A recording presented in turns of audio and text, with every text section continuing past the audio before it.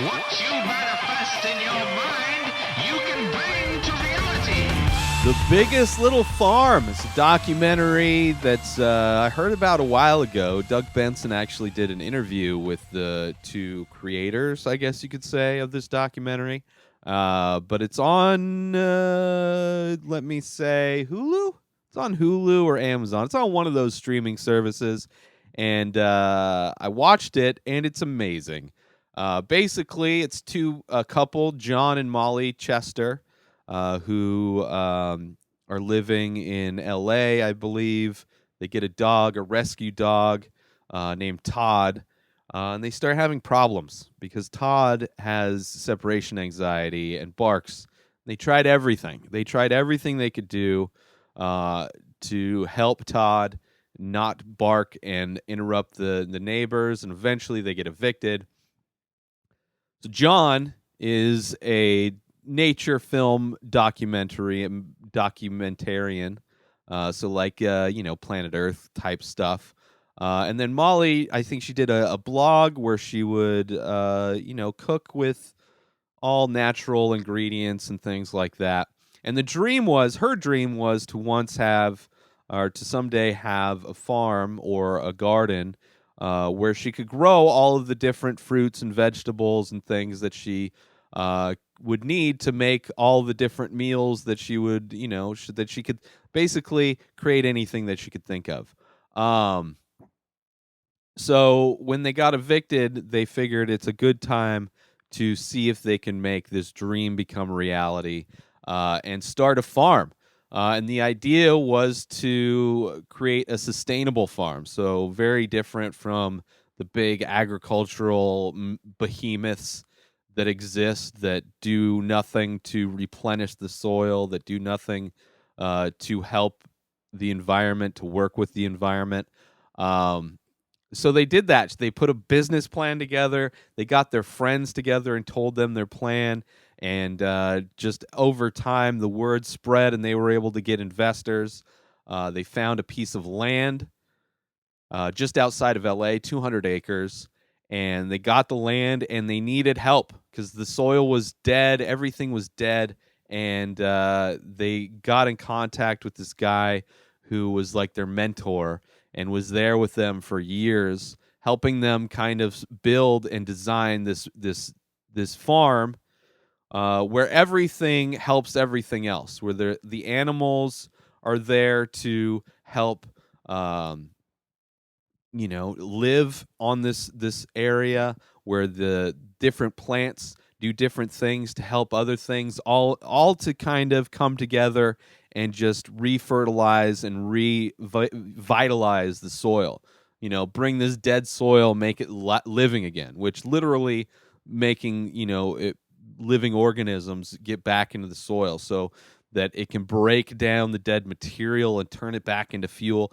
It's just it's a gorgeous looking documentary because John Chester, the husband of the couple, is a documentarian and has done this. This is his career, so filming it was beautiful. The story is crazy because it's like two people that have never done this thing before, and they decide they're going to do this thing, and they come up with like everything in life. When you want to go learn something or you want to do whatever it is, you're going to run into hurdles. You're going to run into roadblocks, and success comes from getting past those roadblocks. That's where, first off, most people quit. Once most people run into their first roadblock, generally they quit. It's too hard. People want easy. Everything's about convenience and being easy and nothing. They don't want to push through. They don't want to push through. Every roadblock is a miniature failure that you have to pick yourself up, dust yourself off, and move on. And there were many failures. The cost to get the farm set up cost a lot more than they thought. Running into, as they started building, they had chickens and they had cows and they had sheep, and they're selling the eggs to kind of help. Pretty much every aspect of this farm is hopefully will become a source of revenue eventually. But But then then predators start coming. They get foxes and or no coyotes that start killing the chickens, and then they trying to find out. A lot of this film is documentary is them kind of understanding how to take a step back to see what's going on and to kind of implement the things that nature already has implemented to kind of get the balance that they need. Like when they have gophers help in some ways because it helps aerate the ground, but they can also cause a lot of destruction if there's too many, if the numbers get too high. So they need predators, and the right kind of predators. So like, getting owls to come in and getting other, falcons and things to come in, which only happens over time. Because as the kind of the farm starts to grow and starts to get life again, then they start running into different problems where like snails become a huge problem, or aphids become a big problem, and then they realize like, well, we have all these ducks. Let's have these ducks that love to eat snails. Let's put them in these orchards, and then so it's like everything is there to help with another thing, and they're not trying to use poisons. They're trying to do everything natural, and it's really interesting to see it all come together and to see how things are supposed to work, how things are supposed to function in nature, and it's really kind of emotional. Probably one of the most emotional things I've seen this year. One of the most emotional things I've seen this year, and just beautiful. It's just beautiful to see them persist through the struggles. They lose their friend that helped them, their mentor that helped them. He came on as a consultant, and he designed, like, it's just like they just believed in him, and he designed this crazy layout that had its meaning. There was a point in this. One of the hurdles they faced was big rains. Like there was a lot of drought in Southern California, and then what happens now is that there's a lot of dry months where all the moisture gets sucked out of everything, and then there's just massive rains. And all the other farms that were around, they ended up getting flooded, all their topsoil washed away because they're designed monoculturally. And then this one, because everything is designed in a certain way, it literally sucked up all the water and replenished their wells to give them all of the water they need to hopefully survive to the next rain. Which just from top to bottom, it's a great documentary. You get to see all of the different animals. You get to see all the different ways that they come up with things.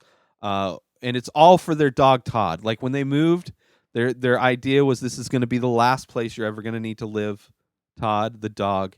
And you get to see Todd get older. You get to see everybody. It's just a beautiful documentary about. I mean, there should just literally just be more people like this in the world, whether they're farming or doing anything. Just finding the holistic approach to finding an actual balance where everything can kind of coexist. And the thing is, the more that they battle through and get things to kind of work together and to find that balance, like it just became exponentially more and more beautiful. And it's just I don't know. It's just a film that I think everybody should watch. I think everybody would enjoy watching it. And it gives you a newfound respect for people trying to do something different and trying to do something. Generally, the thing that's the right way to do something is exponentially more difficult than the easy way to do. Shortcuts are what have ruined this country. It's just going the long route to do things the right way. It takes a lot longer. Like the time plan before everything started to level out was like 7 years, and I'm sure even still they run into problems. But now they're able to use the habitats that they've built to fix a lot of their problems. It's just beautiful. So go watch The Biggest Little Farm. It's on Hulu or Amazon. I forget which one of those. Just search it. Biggest Little Farm. Buy it if you can. But that's it for this episode of The Ray Taylor Show. New episodes come out every single day. Subscribe on IGTV, YouTube, and everywhere else podcasts are found. Go buy my artwork over at inspireddisorder.com and save 25% when you use coupon code RTS. Follow me on social media at Ray Taylor. Have a wonderful day, everybody. Peace out!